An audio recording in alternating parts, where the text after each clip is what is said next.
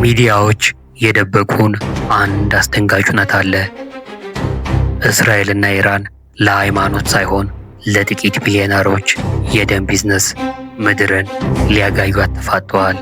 የሳዳም ሁሴን ኢራቅ የፈረሰችው ያ የጥበቃ አጥር እንዲወድቅና ይህ የሶስተኛው ዓለም ጦርነት ቁማር እንዲጀመር ነበር።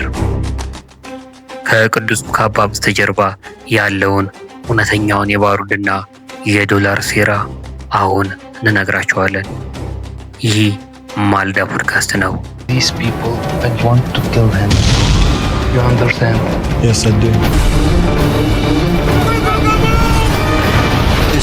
ታሪኩ የሚጀምረው መጽሐፍ ላይ በሌለ እውነት ነው። በመካከለኛው ምስራቅ እንደ ብረት ግንብ ቁማ የነበረችው ኢራቅ ለምን ፈረሰች? ሳዳም ሁሴን እስካለ ድረስ ኢራንና እስራኤል ፊት ለፊት መተላለፍ አይችሉም ነበረ።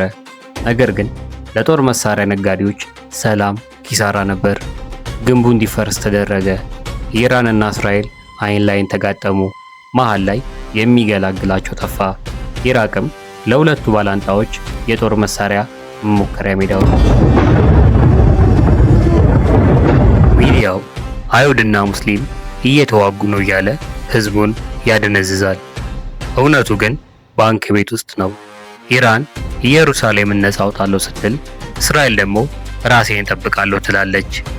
ግን ትክክለኛው ፍጥጫ ማን ነው የዓለምን ነዳጅና ጋዝ የሚቆጣጠረው በሚለው ላይ ነው።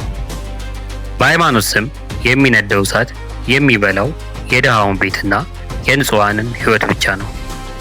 የፔትሮ ዶላር ቁማር እዚህ ጋር ነው ትልቁ ሚስጥር። አሜሪካ ከእስራኤል ጀርባ የምትቆመው ስለወደደቻት ሳይሆን የፔትሮሊየም ዶላርን ለማዳን ነው። ዓለም ነዳጅን በዶላር መግዛቷ እንዲቀጥል ጦርነትና ፍርሃት የግድ ያስፈልጋል። ሩሲያና ቻይናም ከኢራን ጀርባ የቆሙት ለእስልምና አዝኖ አይደለም፣ የአሜሪካን የኢኮኖሚ በላይነት ለመስበር እንጂ። ጠላቶች ይመስላሉ፣ ግን በጦር መሳሪያ ሽያጭና በነዳጅ ዋጋ መናር ውስጥ ሁሉም ጥቅማቸው አንድ ነው።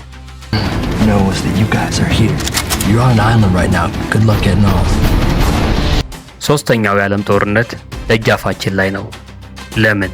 ምክንያቱም ጦርነት ከሚጀመር ይልቅ ሊጀመር ነው ተብሎ የሚነዛው ሽብር ቢሊዮን ዶላር ያስገኝላቸዋል።